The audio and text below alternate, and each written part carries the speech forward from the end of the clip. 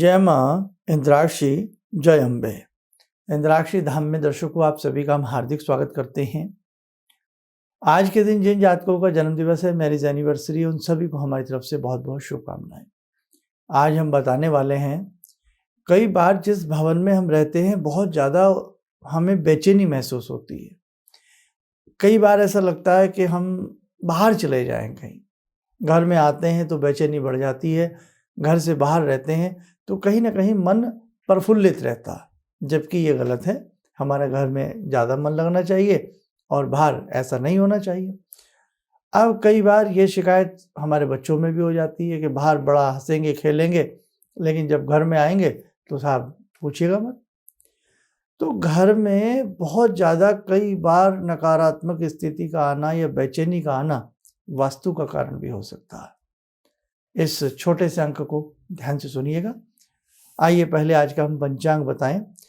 30 नवंबर सन 2022, दिन बुधवार, मार्गशीर्ष का महीना, शुक्ल पक्ष, संवत 2079, तिथि सप्तमी, नक्षत्र धनिष्ठा सुबह सुबह है, उसके बाद पूर्वा भाद्रपद, राहु काल 12 से 1:30, दिशा सूर्य उत्तर पूर्व दिशा।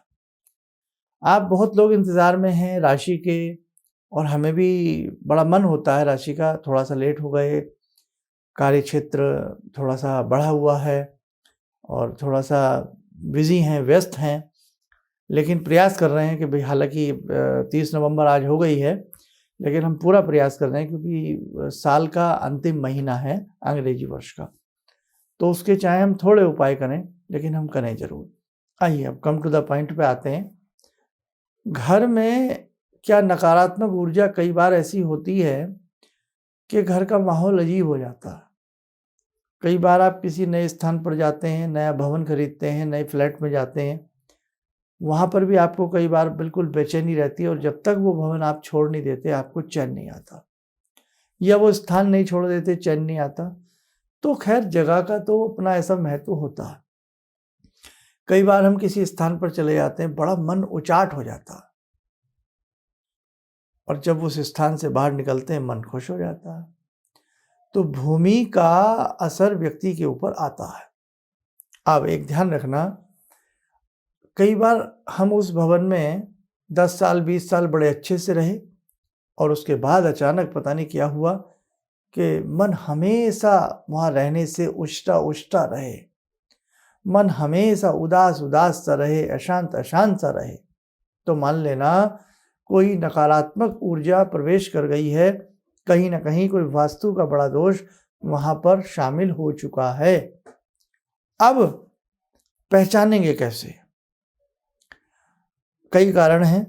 कई बार आप पूजा पहले बहुत अच्छे से करते थे, अब आपका पूजा पाठ भी बंद हो गया है। बहुत ना के बराबर आप पूजा करने लगे हैं।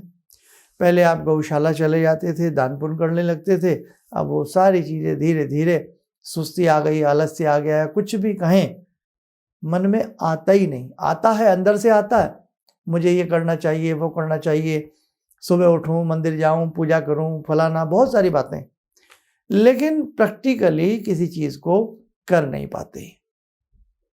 क्या कारण है? घर को किसी अच्छे वास्तु मर्मज्ञ से दिखाइए। ध्यान रखना, घर के कोनों का कटा होना, घर की दिशा का शुभ होना भी जरूरी नहीं है। कई बार कोई नकारात्मक चीज घर के अंदर प्रवेश कर जाती है और घर के वास्तु को अनबैलेंस बना देती है। हाँ, आज मैं बिल्कुल वास्तु के साथ, वास्तु से हटके बात कर रहा हूँ। वास्तु में तो आप पहले उस भवन में अच्छे से रह रहे थे, बात यह है पहले अच्छे से रह रहे थे, भवन तो वही है, उसी प्रकार से बना है, लेकिन अब क्या हो गया कि अचानक ऐसी चीजें होने लगी। तो उसका कारण है किसी नकारात्मक ऊर्जा का प्रवेश आपके घर में आ गया। और मेरे साधकों, जीवन में आप यदि आनंद चाहते हो तो आनंद व्यक्ति के अंदर है। सुख शांति व्यक्ति अपने मंत्र शक्ति से, मंत्र जागरण से, अपनी मेहनत से, अपने जीवन के अधिक मेहनत से अपने जीवन को आनंदित कर सकता है। हमें कोई नहीं देता, खुद मेहनत करनी पड़ती है।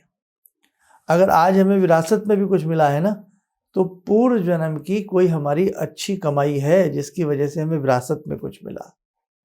अच्छे मित्र मिलना, अच्छा परिवार मिलना, अच्छे लोगों में रहना एक बहुत सौभाग्य की बात है। हाँ, सही कह रहे हैं हम आपसे। अब देखो, अब सबसे पहले तो अपने घर को चेक करा लें। उसके कई तरीके हैं। नंबर 1, घर में किसी को बुलाएं जो वास्तु जानते हैं, बहुत अच्छा वास्तु जानते हैं।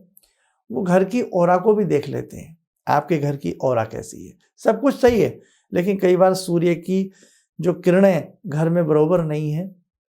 उत्तर दिशा कई बार कमज़ोर है, कई बार आपके दक्षिण दिशा कमज़ोर है।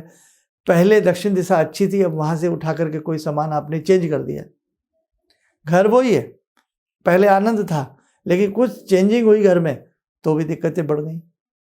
तो एक तो किसी वास्तु की सलाह ले लें, और यदि आपको लगता है भाई हम वास्तु की तो सलाह नहीं लेंगे, हमारा परिवार इन चीज़ों को नहीं मानता, क्योंकि आजकल बड़े काम गुपचुप तरीके से भी करने पड़ते हैं।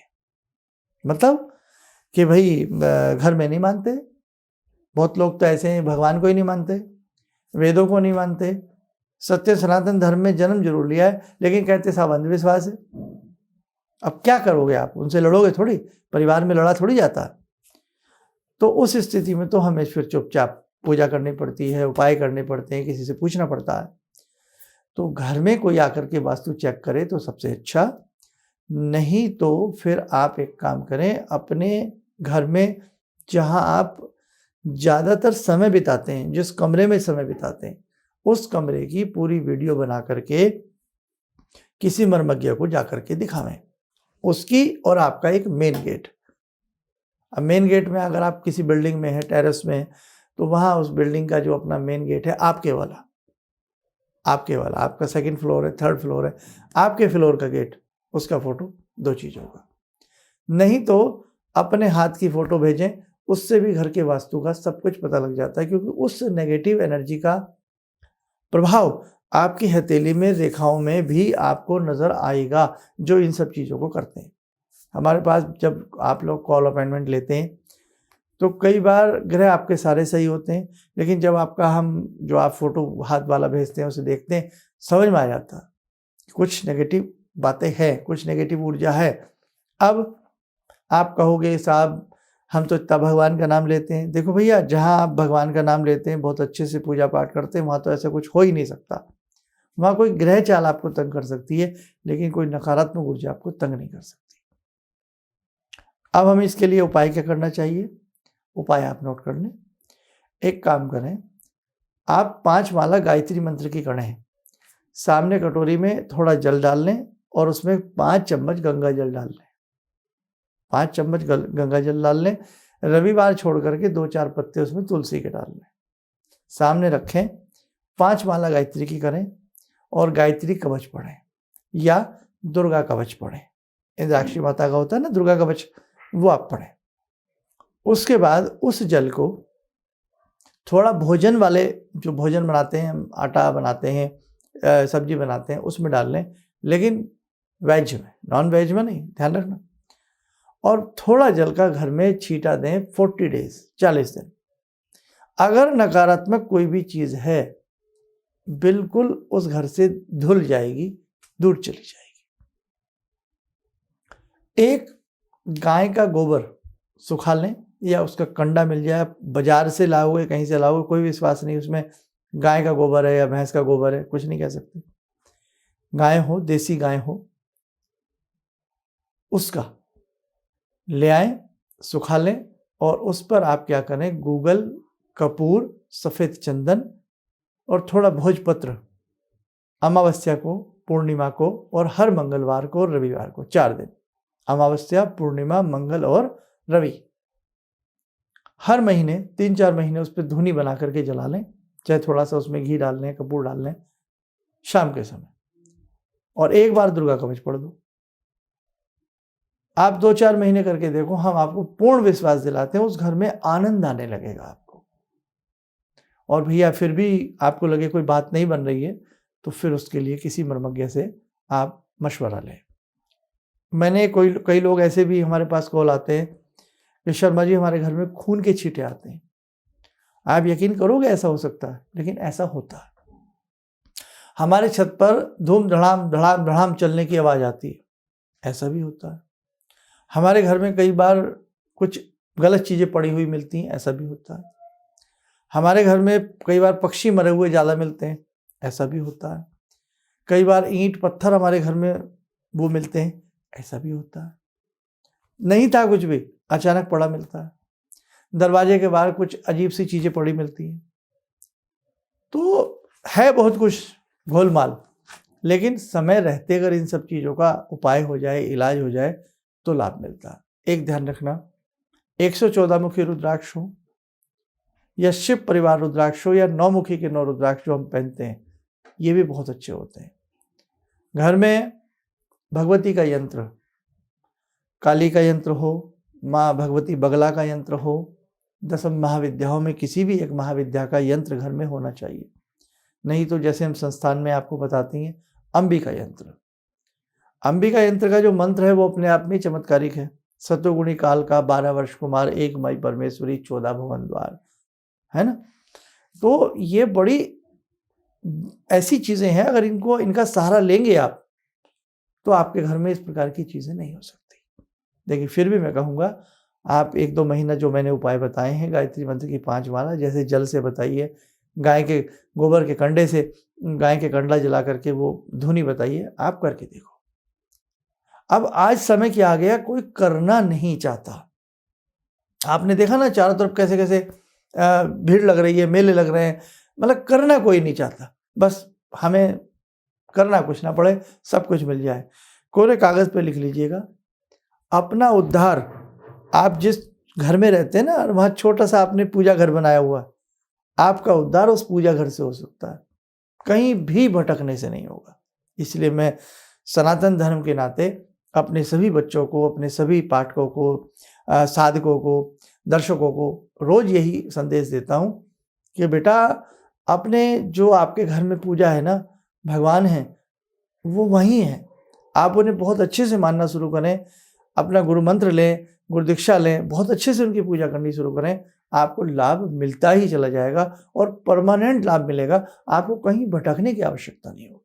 ठीक है, चलिए समय चला आज की ध्यानमाला का। आज की ध्यानमाला में हम जुड़ते हैं भगवान श्री राम से। ओम रामो राजमणि सदा विजयते, रामं रमे संभजे, रामेण विहता निशाचर चमू, रामाय तस्मै नमः। रामानास्ति परायणं परतरं, रामस्य दासोऽम्यहम्। रामे चित्तलया सदा भवतु मे, भो राम मामुद्धर। राम रामेति रामेति, रमे रामे मनोरमे, सहस्रनाम तत्तुल्यं, राम नाम वरानने। आदो राम तपोवनं दिगमनं, हत्वा मृगं काञ्चनं, वैदेहीहरणं जटायुमरणं, सुग्रीवसंवासनं, बाले निग्रहणं समुद्रतरणं, लङ्कापुरे दाहनं, पश्चात् रावणकुम्भकर्णहननं, एतद्धि रामायणम्।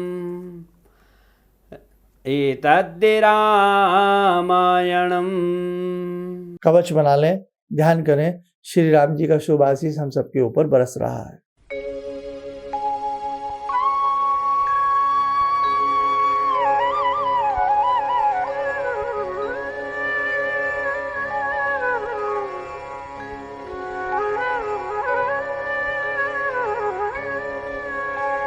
ओम बोलते हुए नेत्र खोलें, सामान्य हो जाए। देखो साथियों, प्रयास पूरा कर रहा हूँ, हालांकि समय थोड़ा ज़्यादा हो गया है, आपको नई राशि के उपाय नहीं दे पाया, लेकिन कुछ ना कुछ बहुत शीघ्र मतलब कोशिश कर रहा हूँ आज रात में ही कुछ तैयारी करूँ आप सबके लिए और मैं प्रस्तुत कर दूँ आपको कल तक, क्योंकि मेरे ऐसे खास दर्शक हैं जो राशि के उपाय के लिए बड़े व्याकुल रहते हैं। तो कुछ ना कुछ मैं आपके लिए रास्ता निकालूंगा। मुझे ध्यान है, मैंने आपसे वादा किया था 4-5-6 रोज पहले, लेकिन कार्य में बहुत बिजी रहा, इसलिए थोड़ा सा क्षमा का प्रार्थी हूँ। आप स्वस्थ रहें, सुखी रहें। इन्हीं शुभकामनाओं के साथ हम अपनी वाणी को विराम देते हैं। जय जय अम्बे। तो आपने एक हमको 11 लौंग और बजरंग बाण की बात की थी, तो मैंने अपने पोते के लिए, मतलब पोता जो है मेरा हमेशा जब भी कहीं बाहर निकलता था, बहुत चुलबुल टाइप का है, तो उसको हमेशा कुछ न कुछ हो रहा, रात भर रोता था। लेकिन वो 11 लौंग को 11 बार मैंने वो किया और 11 दिन तक किया और 21 दिन है। उसके बाद से अभी तक तो कभी घूमने जाता है तो उसको कुछ नहीं होता है।